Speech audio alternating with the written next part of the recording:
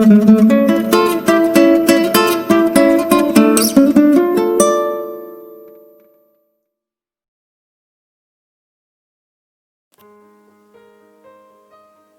दोस्तों, आपका GD perfect classes में स्वागत है।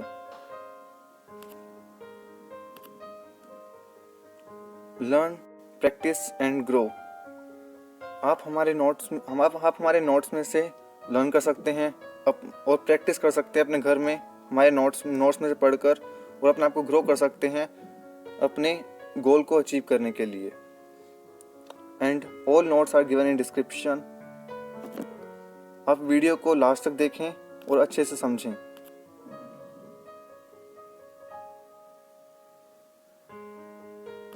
Let's start.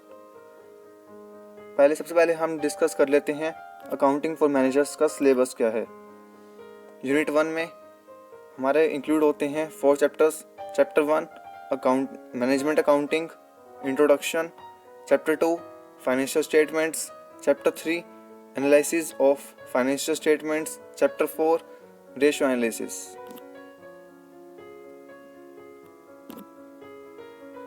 आज हम डिस्कस करेंगे आज हमारा एक क्वेश्चन है जो एमडीयू में 2019 में आया हुआ है। What is analysis of financial statement, what are its limitations. And इसमें हम क्या डिस्कस करेंगे? Introduction, meaning and definition and limitations. Guys, जैसे कि आपको पता होगा कि इस बार एमडीयू ने कोविड-19 के चलते अपना एग्ज़ाम पैटर्न चेंज कर लिया है। अगर आपने हमारी वीडियो नहीं देखी तो उसको आप देख सकते हैं और समझ सकते हैं कि एमडीयू ने किस टाइप से इस बार क्वेश्चन देगा और कैसे कैसे क्वेश्चंस आएंगे। आपको उस वीडियो का लिंक डिस्क्रिप्शन में मिल जाएगा। आप वहाँ पर जाके भी चेक कर सकते हैं और अपने फ्रेंड्स के साथ शेयर कर सकते हैं ताकि उनकी भी कन्फ्यूज़न दूर हो और वो भी अच्छे से पढ़ाई करें। फाइनेंशियल स्टेटमेंट में कौन कौन से आइटम्स आती हैं वो हम पहले पढ़ लेते हैं। सबसे पहले balance sheet, income statement, statement of cash flow, statement of change in equity, notes to financial statements. चलिए सबसे पहले हम डिस्कस कर लेते हैं इंट्रोडक्शन क्या है इसका। Financial statement are prepared primary to satisfy the business objective. Financial statement हम क्यों बनाते हैं? ताकि हमारा बिजनेस ऑब्जेक्टिव अचीव हो सके, ताकि हम बिजनेस ऑब्जेक्टिव्स को सेटिस्फाई करें कि हाँ, हम सेटिस्फेक्शन अपने आप को सेटिस्फाई करें कि हाँ, हमारा बिजनेस ऑब्जेक्टिव अचीव हो चुका है। It makes with the help of these statements which can be estimated। ये किसकी मदद से हमारे स्टेटमेंट किसको एस्टिमेट करके बनाए जाते हैं? ये हमारे सामने रेशियोज हैं। The profitability ratio, liquidity ratio, financial position, short term solvency ratio, long term solvency ratio. In ratios को हम बाद में वो नेक्स्ट वीडियो में डिटेल में पढ़ेंगे। सबसे पहले अभी हम इसको ऐसे नेम्स लर्न कर लेते हैं और जो एस्टिमेट कर जाते हैं स्टेटमेंट बनाने के लिए। On the basis of above information final decision can't be taken since no meaningful and justified conclusion can be taken from these statements. Guys, जो हमने ऊपर वाला स्टेटमेंट पढ़ी हैं, सारी इंफॉर्मेशन पढ़ी हैं, उससे हम फाइनल डिसीजन हमारा नहीं निकलेगा, क्योंकि इस पर बहुत सी मिस्टेक्स होती हैं। जैसे कि हमें पढ़ना है कि लिमिटेशंस, इसमें तो बहुत सी लिमिटेशंस होती हैं, कुछ ओमिशन वगैरह हो जाता है, या हमारी एस्टिमेट हमने रॉन्ग कर लिया होता है, तो कोई मीनिंगफुल और जस्टिफाइड कंक्लूजन हमारा इन स्टेटमेंट से नहीं निकलता। तो हमें निकालने के लिए एनालाइज करना पड़ता है फाइनेंशियल स्टेटमेंट को। Meaning of financial statement. Meaning क्या है फाइनेंशियल स्टेटमेंट का? On the basis of flow chart. हम फ्लो चार्ट भी पढ़ेंगे आगे। The data from the financial statement which are large in numbers. जो हमारा फाइनेंशियल डेटा है वो लार्ज इन नंबर है, मतलब कि उसमें डेटा बहुत सारा डेटा दे रखा है। Must be arrange into various groups. जो हमारा लार्ज डेटा है उसको हम डिवाइड करेंगे ग्रुप्स के अंदर according to their characteristics. So that comparative study can be made, ताकि हम अच्छे से आप उन प्रीवियस ईयर के डेटा के साथ उसको कंपेयर कर सकें। And financial strength and weakness of the business can be ascertained, हम इसके कंपैरिजन स्टडी के थ्रू फाइनेंशियल स्ट्रेंथ और वीकनेस को निकाल सकें बिजनेस की, कि बिजनेस की क्या स्ट्रेंथ्स हैं और क्या वीकनेस हैं। आइए अब हम फ्लो चार्ट से समझ लेते हैं meaning of financial statement analysis. सबसे पहला क्या है, डेटा। डेटा जो है हमारा लार्ज नंबर है, उसको हमने कहाँ डिवाइड करना है, arrange into various groups on the basis of characteristics और नेचर। कैरेक्टरिस्टिक्स के बेसिस पर हमें अरेंज करना है डेटा को। फिर उसमें कंपैरेटिव स्टडी करनी है। उसके बाद हमारा क्या निकल के आ जाएगा कि हमारी बिजनेस की क्या स्ट्रेंथ्स हैं और क्या वीकनेसेस हैं, हमें क्या हम क्या अचीव कर सकते हैं अपनी स्ट्रेंथ के थ्रू, और अपनी वीकनेस को कैसे दूर कर सकते हैं अपने स्ट्रेंथ्स की मदद से। डेफिनेशन क्या है, it can be defined as financial statement analysis is largely a study of relationship among various financial factors in a business as disclosed by a single set of statements and a study of the trend of these factors as shown in a series of statements। Guys, जैसे हमें पता है कि financial statement analysis करने के लिए हमारे पास बहुत ज़्यादा डेटा होता है। उसको हम क्या करते हैं, हम रिलेशनशिप बना लेते हैं कि business among various factors in a business, जो फैक्टर्स हैं उनको हम एक प्रॉपर रिलेशन बना लेते हैं उनका, और disclose bye a single set of statements, उसको हम डिस्क्लोज कर लेते हैं एक सिंगल सेट ऑफ स्टेटमेंट में। And a study of the trend, उसी की वजह से हम देखते हैं कि हमारा क्या ट्रेंड चल रहा है। Trend of the factors as shown in a series of statements, जैसे जैसे हमारा ट्रेंड पता चलेगा कि हमारे जैसे जैसे हमारे चेंजेस आ रहे हैं उसमें हम अब एनालाइज कर लेंगे फाइनेंशियल स्टेटमेंट को। अब हम फ्लो चार्ट से समझ लेते हैं इसको। Flow chart first is determine the extent of objective, कि हमें पहले हम डिटरमाइन करना पड़ेगा कि हमारा ऑब्जेक्टिव क्या है, हमारे बिजनेस का ऑब्जेक्टिव क्या है। उसके बाद क्या करेंगे, हम collection of important information from financial statements, हम फाइनेंशियल स्टेटमेंट से इंपॉर्टेंट इन्फॉर्मेशन कलेक्ट कर लेंगे। और उसके बाद क्या करेंगे, उसके बाद हम 2 पार्ट्स में डिवाइड कर लेंगे उसको। First is classification of financial data, financial data को हम क्लासिफाइड कर लेंगे, ग्रुप्स में डिवाइड कर देंगे। उसके बाद हम क्या करेंगे, कंपेयर करेंगे बिटवीन वेरियस ग्रुप्स, अलग अलग ग्रुप के साथ कंपेयर करेंगे उसको। उसके बाद ट्रेंड चेक करेंगे, स्टडी ऑफ ट्रेंड, कि हमारा ट्रेंड क्या चल रहा है, कि क्या इंक्रीज हो रहा है, क्या फ्लक्चुएशन आ रही है उसमें, वो सब चेक करेंगे उसमें हम। उसके बाद इंटरप्रिटेशन ऑफ इंफॉर्मेशन, अब हमने ट्रेंड चेक कर लिया, उसके बाद हम क्या करेंगे, इंटरप्रेट कर देंगे, उसको हम बता देंगे आगे। उसके बाद फिर रिपोर्ट प्रिपेयर हो जाएगा, उसके बाद ये प्रोसेस कंटिन्यू ऐसे चलता रहेगा। Let's start limitations of financial statement analysis. Financial statement analysis की क्या क्या लिमिटेशंस। फर्स्ट लिमिट, हमारी लिमिटेशंस पहले हम शॉर्ट में पढ़ लेते हैं, नेम्स हेडिंग बस, कि quality of underlying data, stand alone analysis, timeliness और relevance, historical figures plus assumptions equals to projections, और फिर क्वालिटेटिव फैक्टर्स। आइए हम इसको डिटेल में पढ़ लेते हैं आगे।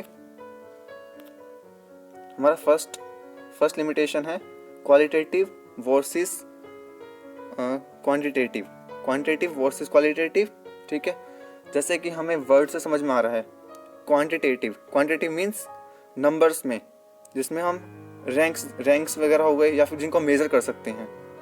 ठीक है, उसके बाद क्वालिटेटिव मीन्स जैसे कि कोई हमारा एम्प्लॉई है, वो स्ट्राइक पे चला गया, उसको मेज़र नहीं कर सकते, तो ये क्या हो गया, क्वालिटेटिव हो गया, जिसमें हम इंडिविजुअल्स को देखते हैं, ग्रुप को।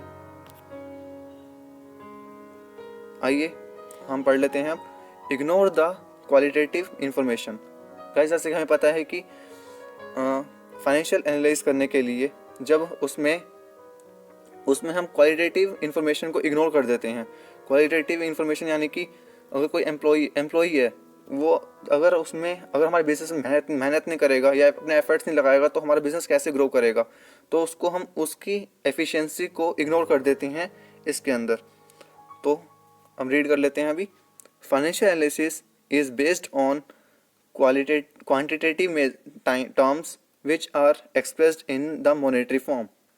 मतलब क्या है इसका कि जो फाइनेंशियल एनालिसिस है, फाइनेंशियल मतलब फाइनेंस यानी कि मनी, जो जो टर्म्स मनी में होती है, एक्सप्रेस करती है, उसी को हम रिकॉर्ड करते हैं अपनी बुक्स में। तो ये वही है कि financial analysis is based on quantitative terms which are expressed in the monetary form. Monetary form मतलब मनी में, जो मनी में एक्सप्रेस्ड होती है। The information which can not expressed in monetary forms is ignored. जो टर्म्स मनी में record नहीं होती या फिर मॉनेटरी टर्म्स में एक्सप्रेस नहीं होती, उसको हम इग्नोर कर देते हैं।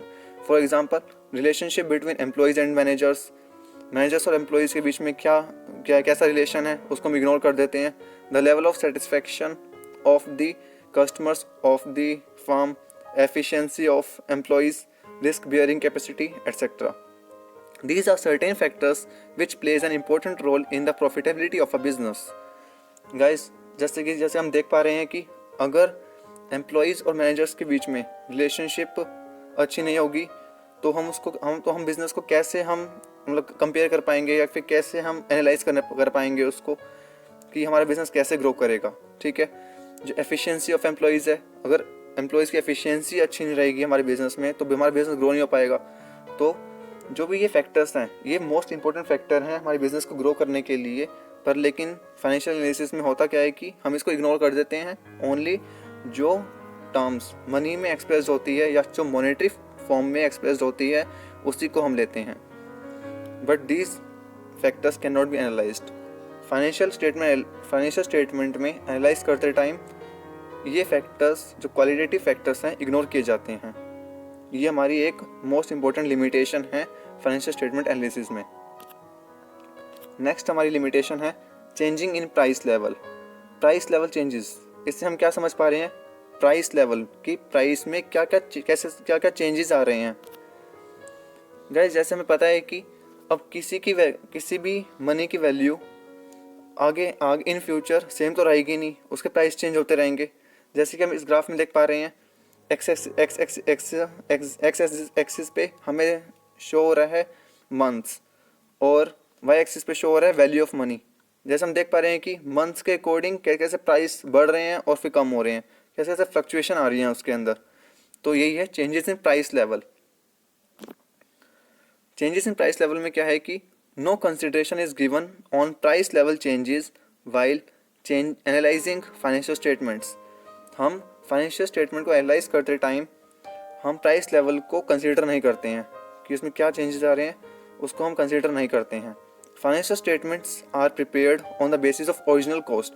जो उसकी ओरिजिनल कॉस्ट है हम उसी को ही कंसीडर करते हैं और उसी से प्रिपेयर करते हैं अपना फाइनेंशियल स्टेटमेंट्स को। Whereas the value of money constantly changes. जैसे कि हमें पता है कि जैसे अपने ग्राफ में भी देखा था कि मनी की वैल्यू बार बार चेंज हो रही है, उसको हम इग्नोर करते हैं।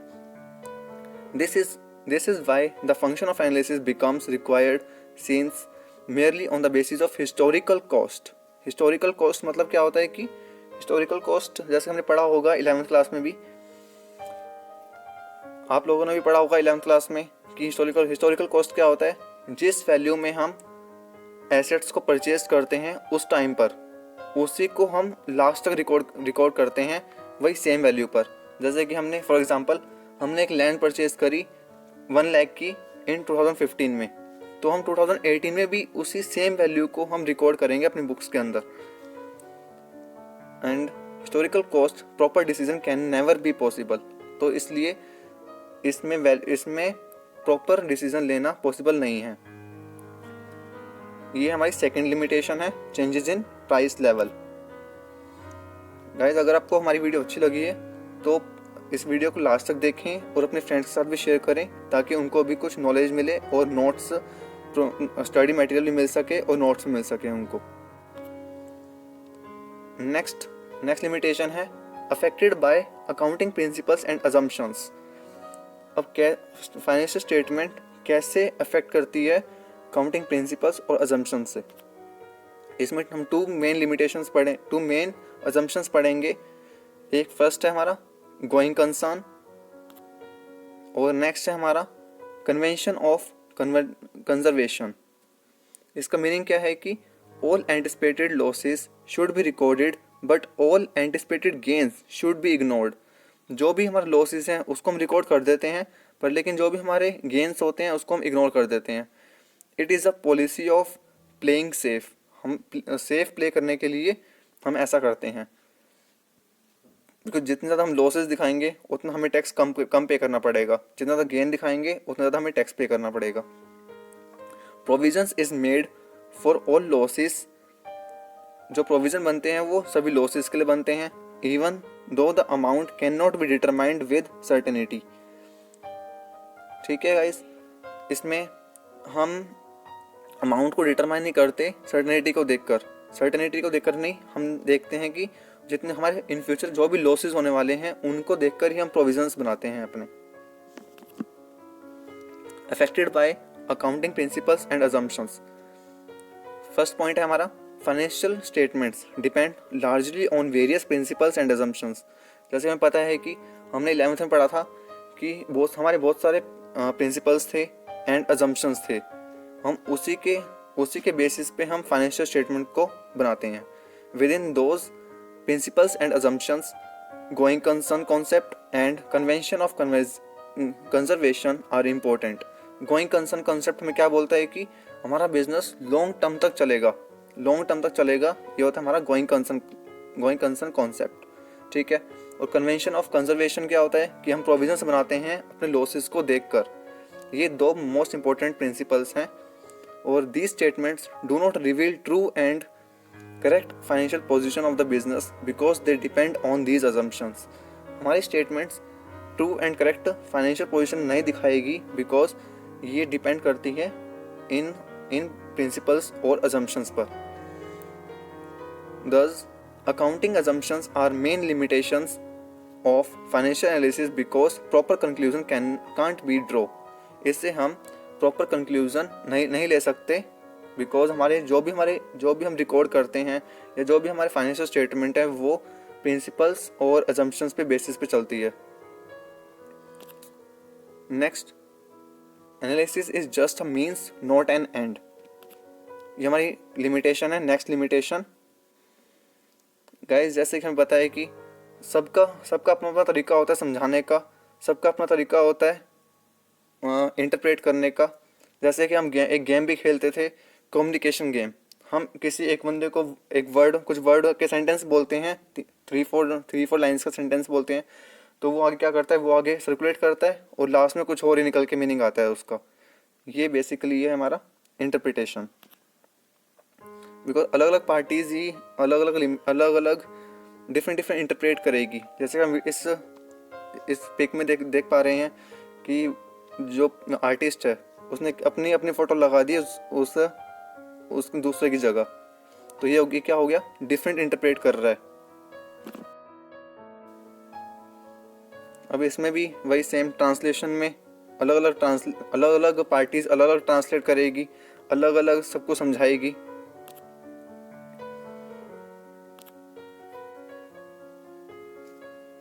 बेसिकली हमारी लिमिटेशन है ये डिपेंड करती है इंटरप्रिटेशन के ऊपर। Analysis is just a means not an end itself. Guys, इसमें हम पहले रीड कर लेते हैं। The analysis of financial statements serves as a means since on its management can take important decisions regarding various activities of the business. कि financial statement क्या serve करता है, वो सर्व करता है कुछ मीनिंगफुल जो management since on its management can take important decision regarding various activities of the business. जो उनकी मैनेजमेंट है वो वेरियस एक्टिविटीज़ के लिए इम्पोर्टेंट डिसीजन लेती है डिफरेंट एक्टिविटीज़ के लिए। After analysis of these statements the analyst interpret these statements and conclusions can be drawn there from. जो इसमें क्या होता है, जो एनालिस्ट होता है वो इंटरप्रेट करता है इन स्टेटमेंट्स को और कंक्लूजन्स को, जिससे हमें कुछ कंक्लूजन निकल सके इन स्टेटमेंट से। But interpretation is done in different manner because जैसे कि हमने पिक्स में भी देखा था पीछे कि अलग अलग पिक्स अलग अलग इंटरप्रेट कर रही थी, अलग अलग हमें समझा रही थी।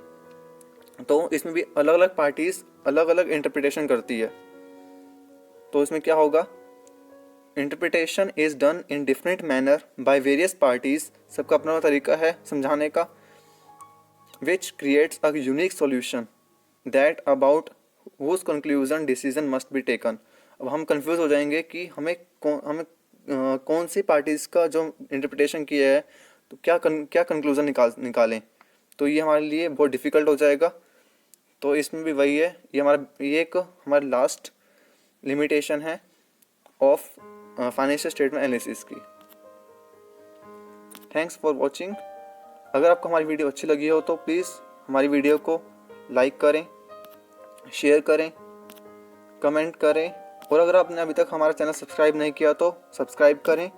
आपको राइट साइड में एक रेड कलर की स्ट्रिप दिख जाएगी, उस पर क्लिक करें और साथ में बेल आइकन दिखेगा, उसको ऑन करें ताकि जो भी हमारी नए न्यू अपडेट्स आएँ आपके पास बहुत जल्दी पहुंच जाए और आपको अच्छे से समझ में आए कि हमारी नेक्स्ट वीडियो कौन सी आ रही है और लेटेस्ट अपडेट क्या है हमारे चैनल पर।